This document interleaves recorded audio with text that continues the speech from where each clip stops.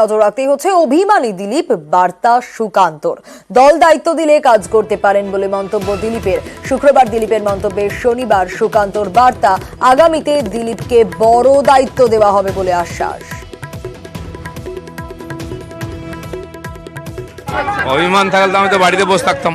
আমি তো সবচেয়ে বেশি অ্যাক্টিভ আছি, সমস্ত কর্মীদের সঙ্গে দেখা করছি, যেখানে হেরেছি যেখানে জিতেছি, এত বড় একটা সংগ্রাম লড়লাম, তো তাদের সঙ্গে কথা বলা, তাদের কথা শোনা, এটা একটা দায়িত্বের মধ্যে পড়ে। আমি প্রতিবার করি, এবারেও করছি। পার্টির মধ্যে পরিবর্তন হচ্ছে, পরিবর্তন পুরো হয়ে যাক, তখন চিন্তাভাবনা হবে কি হবে, তখন যারা নতুন দায়িত্বে আসবেন তারা ভাববেন সবাইকে নিয়ে।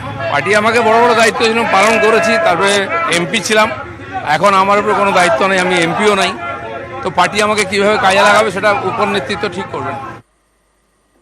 দিলীপ দা আমাদের সিনিয়র লিডার, বহুদিন রাজ্য সভাপতি ছিলেন, কেন্দ্রের সহসভাপতি ছিলেন। সবসময় মানুষের পদ হয় থাকে না, কিন্তু কাজ তো অবশ্যই আছে। দিলীপ ঘোষকে পার্টি ব্যবহার করবে, করছে, আগামী দিনেও করবে। অভিমানী দিলীপের পাশেই লকেট, দিলীপের আমলেই বাংলায় বিজেপির উত্থান, সওয়াল বিজেপি নেত্রী। দিলীপ দা একজন নিশ্চয়ই বড় মাপের নেতা। 2015 থেকে যদি আমরা দেখি, দিলীপ দা পার্টিকে উচ্চতার শিখরে নিয়ে গেছে। দিলীপ দাকে ছাড়া আমরা কখনোই জনতা পার্টি আমরা নিশ্চয়ই করতে পারি না। কাজ দেবে, আমাদের দেখা উচিত, সেগুলো জানা উচিত। দিলীপ দা এখন আমি জানি না দিলীপ দা ব্যক্তিগত বিষয় কি আছে না আছে।